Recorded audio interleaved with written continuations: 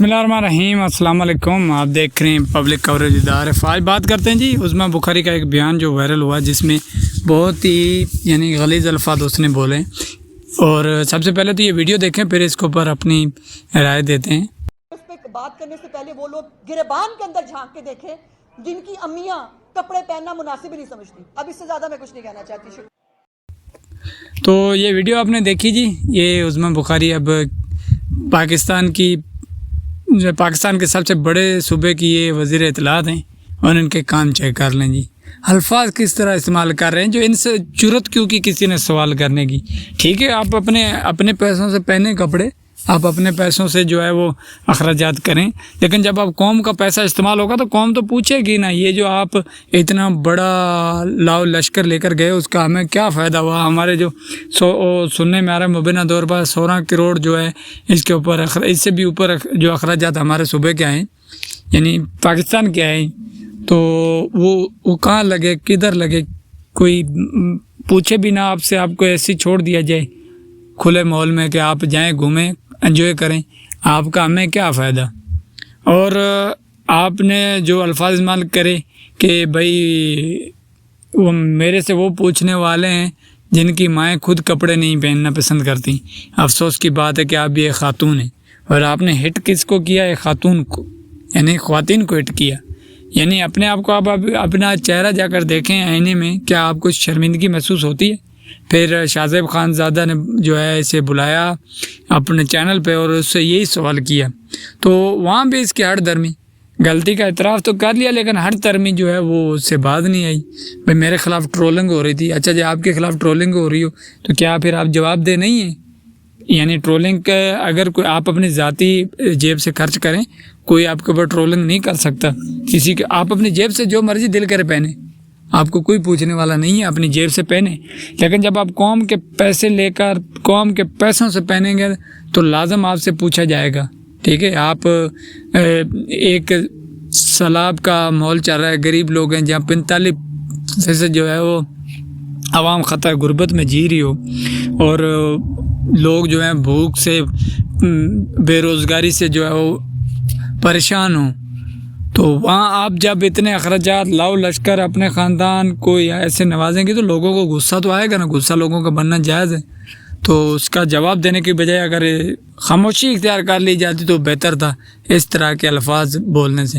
ویسے میں جج کر رہا ہوں کہ میں جہاں رہتا ہوں نا، یہاں میرے علاقے میں بھی جتنے نون لیگ کے سپورٹر ہیں نا، جتنے بھی ہیں، ان کے بھی الفاظ ایسے ہی ہیں۔ تو مجھے لگتا ہے کہ اس پارٹی میں آنے کے لیے جو ہے وہ اپنے الفاظ جو ہیں وہ ایسے رکھنے ہوتے ہیں، زبان جو ہے نا اس کا استعمال گھٹیا الفاظ سے کرنا ہوتا ہے، کیونکہ میں جانتا ہوں جتنے بھی نون لیگ سپورٹر ہیں پڑھے لکھے ہیں، لیکن ان کے الفاظ، ان کے جو بات کرنے کا طور طریقہ ہوتا ہے نا وہ جاہلوں والا ہوتا ہے۔ تو اب مجھے اندازہ ہو گیا ہے کہ نیچے سے لے کے اوپر تک آوائی بگڑا ہوا ہے۔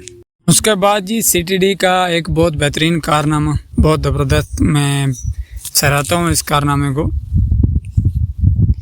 اور وہ یہ ہے کہ جی آج سے کچھ دن پہلے جو ہے نا وہ 2 بھائیوں کو 30 روپے کے تنازع پر جو ہلاک کر دیا گیا تھا، تشدد کر کے، ظلم کر کے، ٹھیک ہے، تو ان کے خلاف CCD نے ایکشن لیا اور انہیں اپنی حراست میں لیا، اور اس کے بعد مبینہ مقابلے میں جو ہے وہ انہیں ہلاک کر دیا۔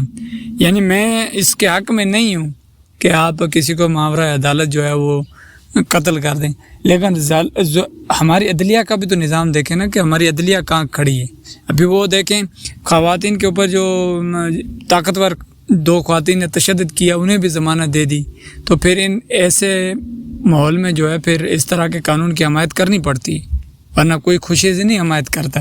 لیکن دیکھیں وہ ظالم تھے، انہوں نے 30 روپے کے عوض 2 بھائیوں کو قتل کر دیا، ان کا گھر اجاڑ کے رکھ دیا، صرف 30 روپے کی عوض۔ تو ان کا انصاف تو یہی بنتا تھا جو CCD نے کیا، میں 100% متفق ہوں۔ اور اگر ہماری جو یہ CCD ہے یہ اصل میں ایسے کارنامے، یعنی بالکل پرفیکٹلی مجرموں کو اگر ایسے ختم کر رہی ہے نا، تو انشاءاللہ مجھے امید ہے 2 سال میں جو ہے وہ یہ ملزمان، یہ جو پنجاب میں جرائم ہے یہ ختم ہو جائے گا۔